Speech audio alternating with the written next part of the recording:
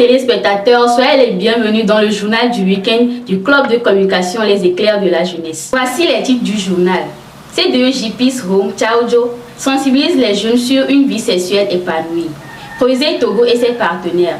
Les OEJ forment au plaidoyer pour la protection de l'enfance. Rentrée scolaire 2025-2026 au Togo. À présent, le développement.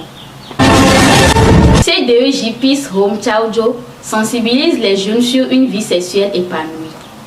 Le samedi 20 septembre 2025, le Centre de développement des enfants et jeunes Peace Home de l'église publique de vie profonde de Koma 1, situé dans le cluster Tchaoudjo, région centrale du Togo, a tenu une activité éducative au profit d'une cinquantaine d'adolescents et de jeunes âgés de 9 à 17 ans.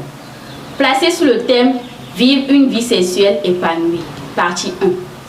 La rencontre visait à renforcer les connaissances des jeunes en matière de santé sexuelle et reproductive.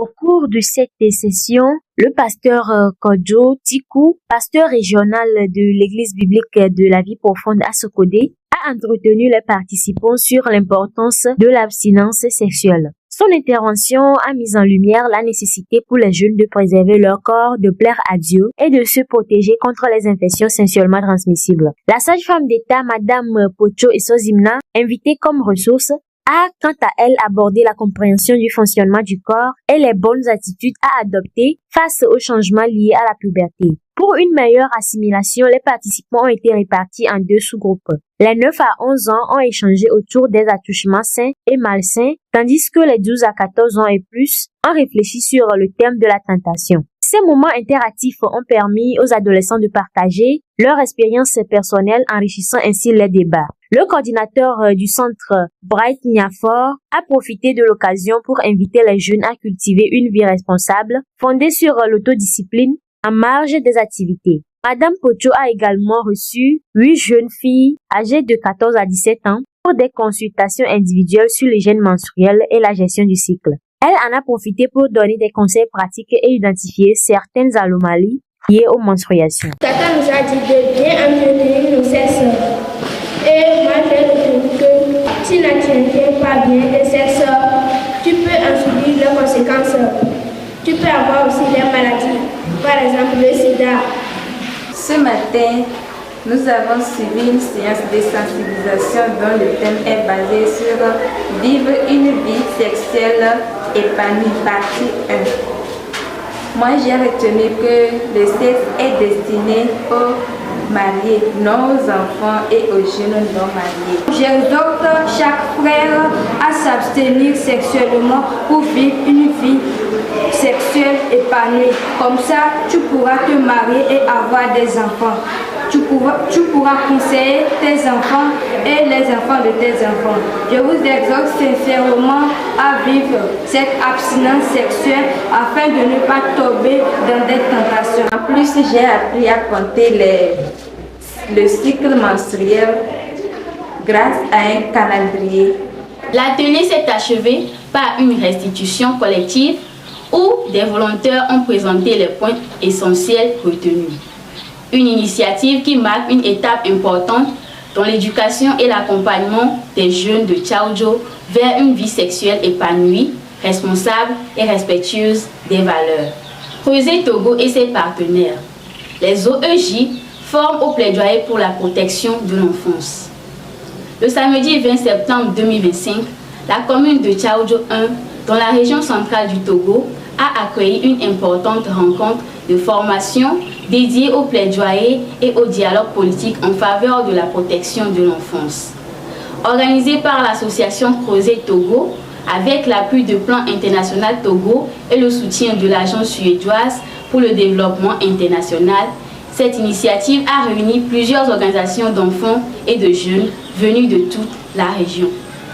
Dans la salle de l'OCDI de Pangalam, l'ambiance était studieuse et participative. 44 jeunes, dont 24 filles et 20 garçons, membres de structures telles que le Youth Panel ou Augmentation des jeunes de la TBF, ont pris part à l'atelier. Tout au long de la journée, ils ont été initiés aux fondamentaux du plaidoyer, aux mécanismes du dialogue politique et aux techniques participatives qui permettent aux jeunes de faire entendre leur voix dans les espaces décisionnels. Présentations, échanges en plénière, travaux de groupe et exercices pratiques se sont succédés, rendant la formation à la fois dynamique et enrichissante.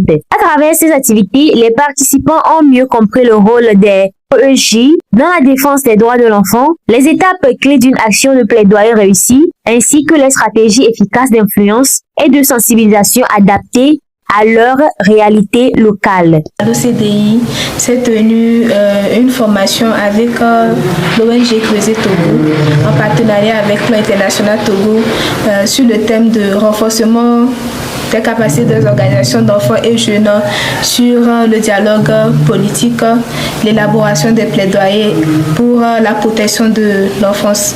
Et à travers cette expérience que je viens d'acquérir sur cette formation, je m'engage à bien restituer cette formation à ceux qui n'ont pas eu la chance de venir assister à cette formation et d'apporter mon savoir-faire pour le développement de ma communauté et surtout être la voix de tous les jeunes. Le message que j'aimerais délivrer à la jeunesse est de vous engager dans les organisations d'enfants et jeunes, de développer votre leadership, votre engagement citoyen et de participer activement aux prises de décision de votre communauté. Tout d'abord, je remercie nos deux formateurs qui se sont bien engagés et ils étaient très actifs durant la formation. Et je remercie Plan et Creuset qui pensent toujours à initier les jeunes dans le renforcement de ces capacités. Animé par les formateurs Henri Anselme Sodi et Lazare Quadro, cette formation a permis aux jeunes de renforcer leurs compétences et d'exprimer un engagement fort. Désormais outillés, ils se sont résolus à lancer dans leur communauté des actions concrètes en faveur de la protection de l'enfance. Une initiative qui ouvre la voie à une participation plus active et structurée des enfants et des jeunes dans la défense de leurs propres droits. Rentrée scolaire 2025-2026 au Togo. Il y a déjà une semaine que la rentrée 2025-2026 a officiellement été lancée sur toute l'étendue du territoire togolais. Cette reprise, confirmée par le ministre des Enseignements primaires et secondaires, le professeur Komlan Dodi Kokoroko, marque le début d'une nouvelle année académique placée sous le signe de la rigueur, de la discipline et de la qualité.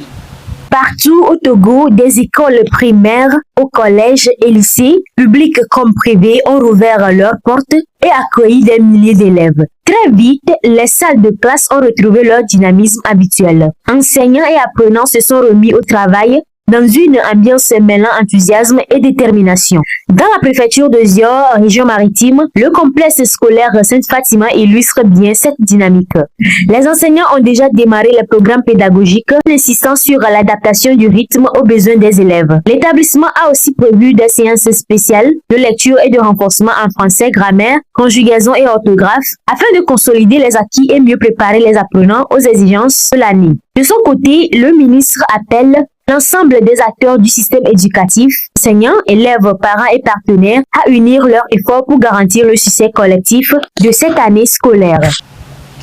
Placée sous le signe de l'excellence et de l'inclusion, la rentrée 2025-2026 trace déjà sa voie. Au-delà des défis, l'ambition est claire. Offrir à chaque élève une éducation de qualité, former des citoyens responsables et préparer activement l'avenir du Togo. Jubilé d'or de la TBF. Sous le thème 50 ans d'engagement pour les droits en santé sexuelle et reproductive des populations au Togo, l'Association togolaise pour le bien-être familial ATBF, membre actif de l'IPPF, a lancé les festivités de son jubilé d'or à travers une conférence de presse organisée le jeudi 18 septembre au Centre des Jeunes à Agoy-Angom. La rencontre a connu la présence de la présidente nationale de la TBF, Madame Ninko Tabio Songhai, de la directrice exécutive, Madame Noélie Koevi Koudam, de la présidente nationale du mouvement d'action des jeunes mages ATBF, Madame Samata Mayaba, ainsi que du président du comité d'organisation. Les responsables ont rappelé l'importance des 50 années d'action de la TBEF, marquées par un engagement constant en faveur des droits et de la santé sexuelle et reproductive des populations. Plusieurs thématiques majeures ont été abordées. La réduction des grossesses précoces, la promotion de la planification familiale, la lutte contre les violences basées sur le genre, l'intégration de l'éducation sexuelle complète et les innovations portées par les jeunes. Le comité a également dévoilé le programme des festivités comprenant des caravanes de sensibilisation, des conférences et diverses activités éducatives.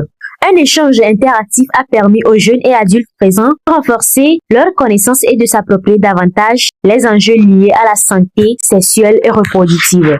La célébration du jubilé d'or de la TBEF se poursuivra le 27 septembre avec le lancement officiel à l'hôtel Les Bénets et s'achèvera en apothéose le 5 décembre prochain à l'occasion de la Journée internationale des volontaires. 50 ans d'engagement, 50 ans d'impact, la TBEF réaffirme sa détermination à œuvrer pour un avenir où chaque Togolais bénéficie pleinement de ses droits en santé sexuelle et reproductive. Chers téléspectateurs, nous voici à la fin de notre journal du week-end. Rappel des titres. C2JP's Home Chaujo sensibilise les jeunes sur une vie sexuelle épanouie. Creuset Togo et ses partenaires, les OEJ, forment au plaidoyer pour la protection de l'enfance. Rentrée scolaire 2025-2026 au Togo.